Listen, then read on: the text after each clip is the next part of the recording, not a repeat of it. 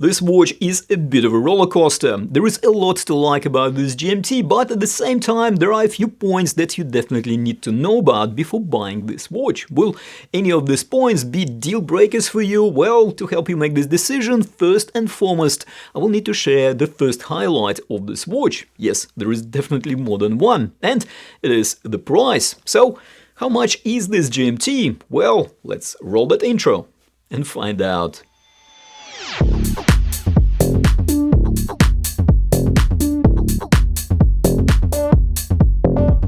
Hello and welcome back! Before we jump into discussion about the price and design, a quick disclaimer: WM Watches did send me this GMT for review and they don't want it back. And for full transparency, no money change hands, and no, I don't have a stake in WM Watches shop either. I might, if I'm lucky, get a small affiliate commission if you use my links to purchase these watches, and so, as always, all the product links where you can purchase these timepieces can be found in the description of this video.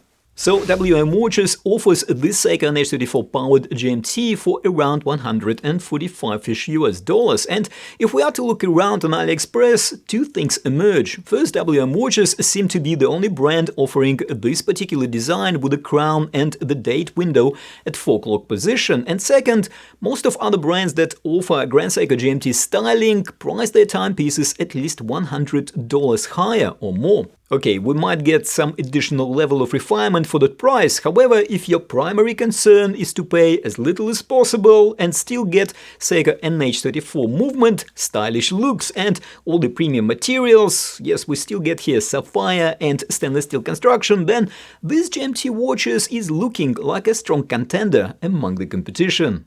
In terms of the design, right, so we obviously have Grand Seiko inspired styling here. To put it mildly, okay, we will not find Zaratsu level finishing on the case. However, WM Watches still managed to deliver a very decent build quality for the price. They even managed to make the case about 2 mm thinner than the watch that this one was inspired by. The case here measures 12.2 mm, which is not bad, and if we take into account the fact that we have Seiko automatic mechanical NH34 GMT caliber inside, then 12.2 mm case height is really not bad at all. Now, reducing the case height by about 2 mm is great. However, to be perfectly honest, I would rather see a 2 mm reduction in lock-to-lock distance, which WM Watches didn't do. As a matter of fact, the distance between the protruding end links here is ever so slightly larger than on the Grand Seiko watch, and we will look at the overall dimensions next.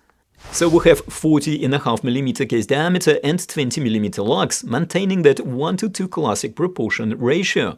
The case height, as I just mentioned, is 12.2 mm, nice and slim and very wearable. Lug-to-lug distance is 48 mm and the distance between the protruding end links is 54.5 mm, which is the only measurement that I'm not particularly impressed about, because it limits this watch to the wrists starting from about 6¼ inch and up. The supplied bracelet will cover wrists up to 8¼ inch or 21 cm in circumference, and this watch weighs 150 grams and 134 grams after resizing the bracelet to my about 7-inch wrist. WM Watches managed to deliver a very decent case here. The fixed bezel features engraved hour markers for tracking the second time zone, the bezel is brushed on the top and high polished on the side. The rest of the case is also finished with a brushed top of the lugs and high polished flanks, which are separated by high polished chamfers. Again, the finishing here is very decent, taking into account the price point of this watch. However, if you are expecting crisp facet definition of Zaratsu polished steel like we find on a $5,000 Grand Seiko, well, you will need to dial in your expectations a notch. Another positive aspect of this case is well-sculpted and well-curved down lugs, and also a fairly flat caseback, which definitely makes this watch more comfortable to wear. And the exhibition caseback is a nice touch too. I like the side screw-down crown, which is nicely tucked away at 4 o'clock position, very much Seiko-ish styling. However, here we also have that proverbial fly in the ointment. The crown is push-pull only, and I do appreciate that Seiko 5 watches have push-pull crowns and also feature 100 meters of water resistance, like this GMT. Still, I would have felt much more confident in the water resistance of this watch if it had a screw-down crown. As for the crystal, we have a perfectly flat sapphire crystal covering the dial. The crystal is set a fraction of a millimeter above the fixed bezel, and sapphire, being considerably more scratch resistant than stainless steel, should reduce the risk of scratching the bezel. We also have a decent amount of anti-reflective coating applied on the inside of this crystal, and it deals with unwanted reflections fairly well, keeping the dial nice and legible.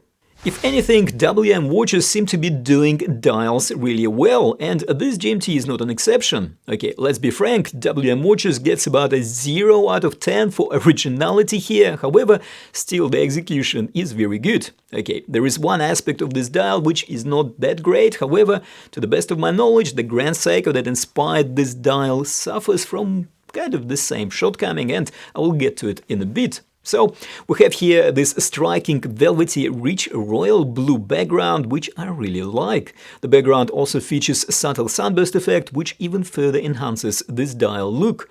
The applied multifaceted hour markers are mirror polished and play nicely in the light, and we have applied WM logo above the pinion. The hands are well proportioned with minute, and the hour hands finished with a light brushing, which also enhances the legibility. The date is also well framed and gives the dial that complete, finished and balanced look. And I also like the red accents on the writing above the 6 o'clock marker and on the GMT hand. The dial is very legible and it really pops. Okay, one thing that I kinda not 100% convinced about is the rehaut. I think it could have been done at a bit of a lesser angle, so the 24-hour markers can be actually better visible when we look at the watch straight on. But not a big deal, and it doesn't exactly affect the functionality because we still have 24-hour scale on the bezel too. Right, so what is that aspect of this really well executed dial that I mentioned earlier and that is not that great? Well, you might have guessed it.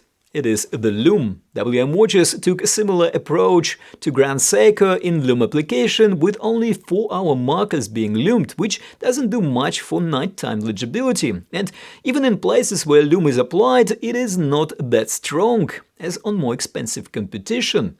As for the bracelet, well, it is okay, but it is a bit lackluster. So, starting with the end links, they are made out of solid stainless steel, and the integration with the case is actually very good. The end links sculpted to fit pretty much seamlessly with the lugs and even enhance the view of those subtle high-polished bevels on the inside of the lugs, so great attention to detail. However, the end links also are protruding and don't curve down as aggressively to make up for that extra length. The watch still hugs the wrist well due to the well-pointed down case lugs and due to how slim the case is. However, it would be better if the end links were a bit shorter and not as flat. The rest of the bracelet is also constructed out of solid stainless steel links, which are brushed on the top and high-polished on the sides. The brushing on the top of the links is okay, it is similar to the brushing on the case, however, I would say that at close inspection the case brushing is a bit better. Other than that, the bracelet finishing is decent, no sharp corners, and it definitely doesn't do any hair pulling, and having 3-part links gives the bracelet plenty of articulation, and it is very comfortable on the wrist. The links are connected by pins, which is fine for the price point, however, I must note that the tolerances here are definitely more laxed compared to more expensive competition. As for the clasp, we get a good robust double pusher clasp with milled inner scissor mechanism and plenty of macro adjustments. The outer shell is pressed, however it is well finished and also signed, so definitely no complaints here. And here is how this watch wears on my about 7-inch wrist. It is actually very comfortable and the bracelet drapes down my wrist really well. However, as you can see, while still okay on my about 7-inch wrist, the protruding end links could become a bit of a problem on wrists under 6.5 inches, so something to keep in mind. Verdict time. Well, all in all, a very good looking and well built GMT for the price. I really enjoyed wearing it during this last week, and I'm not sure why, but on every occasion when I reached out to check the time, the look of this deep blue dial with red accents put a smile on my face. Will this lovely dial, comfortable wrist fit and practical GMT functionality be enough for you to live with a push-pull crown? Personally, I'm starting to think that I would be okay with it, but What do you think? Do let us know in the comments. And for more GMT watches, I have a full playlist and I will link it on the screen somewhere around here. Don't forget to like and of course subscribe if you haven't already done so. Thank you for watching, take care, and I will see you in the next video.